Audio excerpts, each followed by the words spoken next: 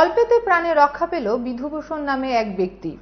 জাতীয় সড়কের পাশে বিশাল আকৃতির গাছের অংশ ভেঙে পড়ে আহত হন তিনি।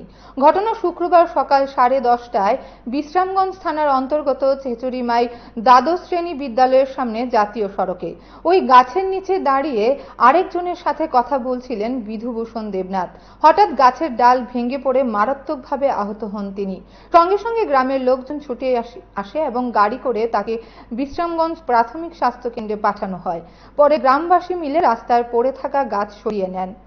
পাশাপাশি রক্ষা পায় স্কুলের ছাত্রছাত্রীরাও, কারণ কিছু সময় আগেও ওই রাস্তা দিয়ে ছাত্রছাত্রীরা বিদ্যালয়ে গেছে বলেও জানা যায়। গোটা বিষয়টি সম্পর্কে উপস্থিত সবাই সাংবাদিকদের মুখোমুখি হয়ে কি বলেছেন শুনুন।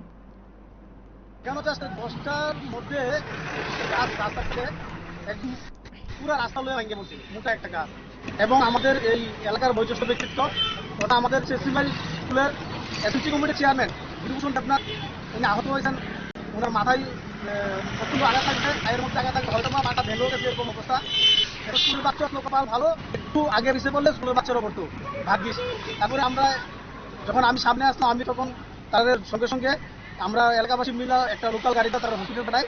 তারপর দিয়া নিজেই যতটুকু পারছি কাজটা পরিষ্কার করছি। তারপর আমি পোস্ট অফিসে খবর দিচ্ছি, তারা আইসে মিলিয়া এখন সম্পূর্ণ আমরা ক্লিয়ার করলাম। রাস্তা পরিষ্কার করেছি। এই জায়গার নাম কি?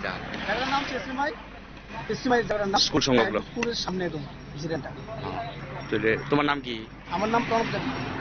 তোমরা সবাই মিলে সেটা তাদের রেগা করছো না? সবাই মিলে যখন যত ইনসিডেন্ট হয়েছে সঙ্গে সঙ্গে ফায়ার ব্রিগেডেও আমি ফোন দিলাম, ফায়ার ব্রিগেডে ফোন লাগতে আসলো না। তার লাগে একটা রাস্তার মধ্যে একটা গাড়ি পাইছি, ওই গাড়ির মধ্যে উঠাই দিছি। আমাদের এলাকার আমাদের ছোট ভাইরা তারা হয়ে গেছে।